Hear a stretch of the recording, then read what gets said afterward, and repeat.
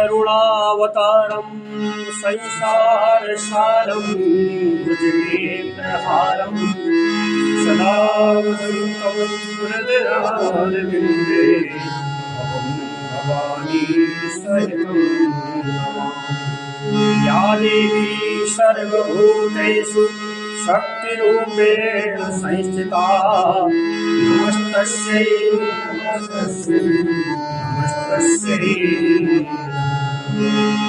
बोल दुर्गे माता की, शंकर भगवान की, हनुमान जी महाराज की, बालकृष्ण भगवान की।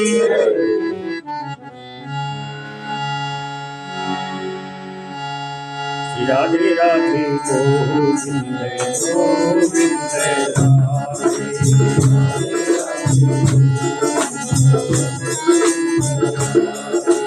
राधे राधे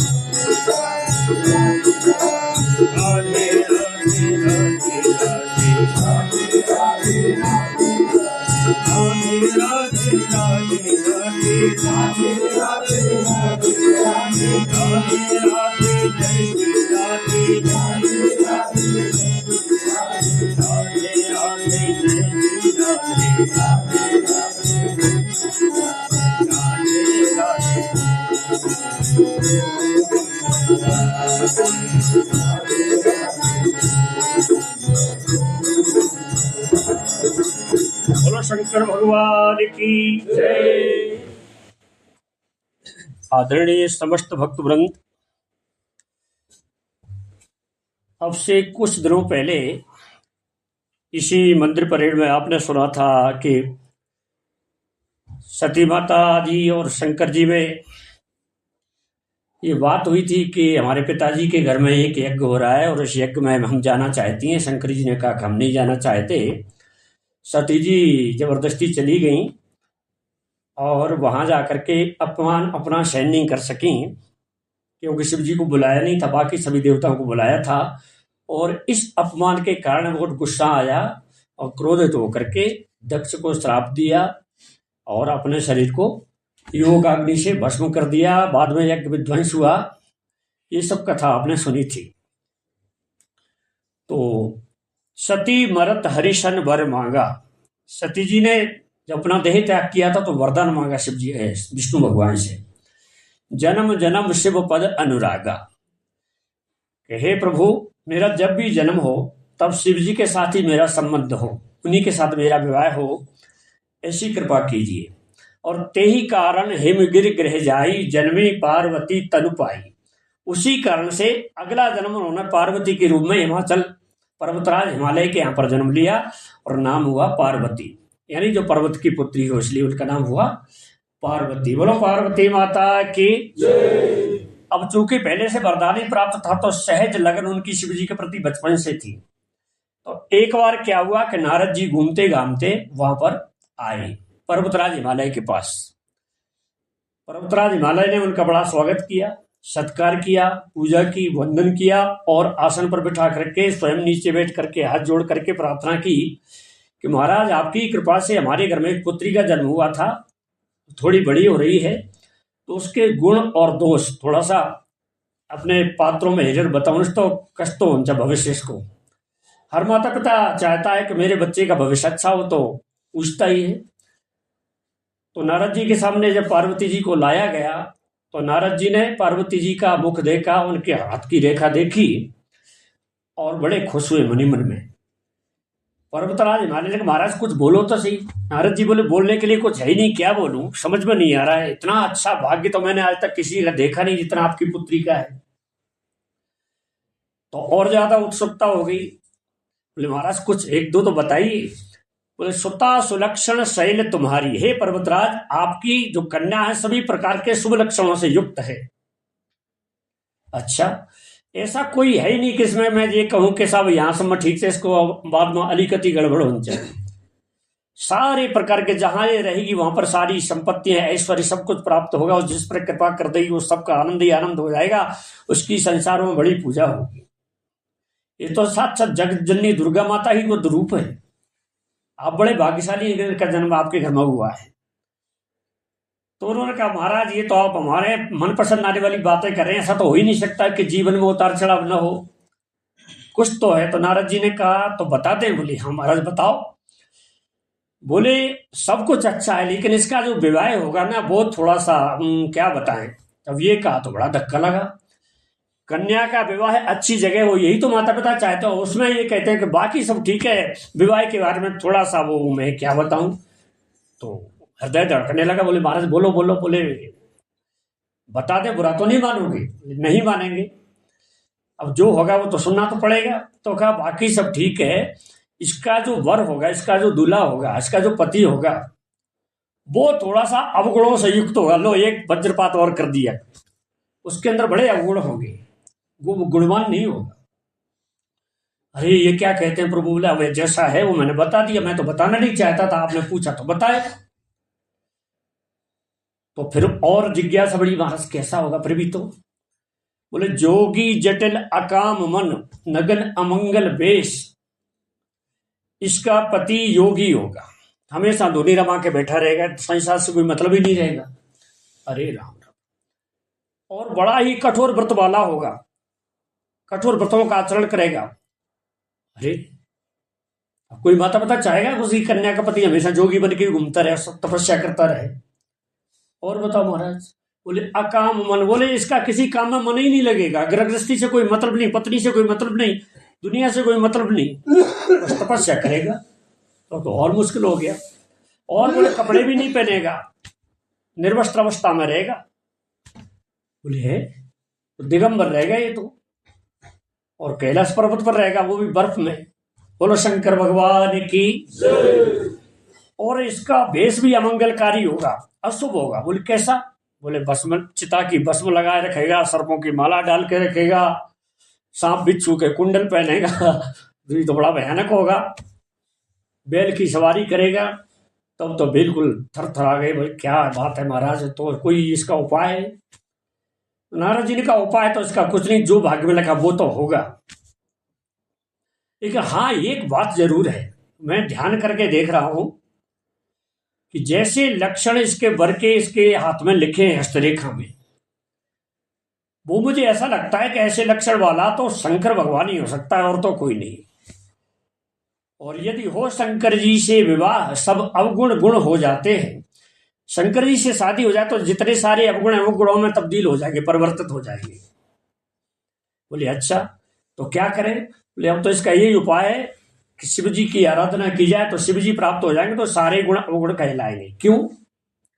बोले समर्थ को नहीं दोष गुसाई। जो आदमी समर्थ होता है, सामर्थ्यवान होता है, उसके दोष भी गुण कहलाते हैं और उसको कोई दोष लगता नहीं। कैसे? बोले रवि पावक सूर्य सर की नाई। जिससे सूर्य सभी जगह से अपनी किरणों के द्वारा अवशोषण करता है जल का, लेकिन उसको कोई दोष नहीं मानता कि गंदी जगह पर इसकी किरणें पड़ रही हैं। सूर्य हमेशा पूज्य होता है तो होता है। और बोले पावक, अग्नि अच्छा बुरा सब कुछ जला देती है लेकिन फिर भी पवित्र कहलाती है। गंगा जी में कितना भी पापी आदमी जाए, सुअर भी जाए, कुछ भी जाए, मैला डालो, गंदे नाले डालो, कुछ भी डालो, तब भी पवित्र माना जाता है। तो जो समर्थवान होते उनको कोई दोष नहीं लेता, वो जो चाहे सो करे। प्रभु समर्थ कौशलपुर राजा, जो कछु करें उन्हें सब साजा। भगवान जो करे वो सब ठीक है। तो इसलिए शिवजी से शादी हो जाए तो बड़ा अच्छा रहेगा। तब तो पार्वती ने वो चुपचाप सुन लिया, समझदार तो ही गई थी, और उन्होंने पूर्व जन्म का उनका वरदान था ही, तो वो भीतर से स्मृति आई कि हाँ हम तो शिव जी के लिए बने हैं। तो शिव जी की आराधना करने लगी मनी मन में। थोड़ी सी बड़ी हुई तो तपस्या करने निकल गई, माता पिता को बता के। गर्मियों में चट्टान पर बैठ करके तपस्या करती हैं, चारों तरफ अग्नि जला लेती हैं, बीच में बैठ करके ध्यान लगाती हैं। बरसात में बिल्कुल खुले आकाश में जहां वर्षा हो रही है, तूफान आ रहे हैं, आंधी आ रही, वहां पर वर्षा में बैठ करके नदी में तपस्या कर रही हैं। सर्दियों में भी बिल्कुल आकंठ जलमग्न होकर यहां तक जल में डूब करके तपस्या कर रही हैं। और इतना ही नहीं, कुछ दिन तो ऐसी तपस्या करी कि सब कुछ खाना पीना छोड़ दिया। पहले कुछ फल खाए, बाद में फल खाना छोड़ दिया, पानी पी के रही, बाद में और तपस्या को बढ़ा दिया, पानी भी छोड़ दिया, सूखे पत्ते खा लेती, बाद में पत्ते खाना भी छोड़ दिया। पत्ते को कहते हैं पर्ण, और जब पत्ते खाना छोड़ दिया तो उनका नाम पड़ गया अपर्णा। बोला अपर्णा देवी की पुण्य परे हरेव सुखादेव पर्णा, उमह नाम तव भयो अपर्णा। बाद में वो पत्ते खाना भी छोड़ दिया तो एकदम उत्कट तपस्या हो गई। तो नारद जी आए, इतनी कठिन तपस्या आप क्यों कर रही हैं देवी जी, किसके लिए कर रही हैं?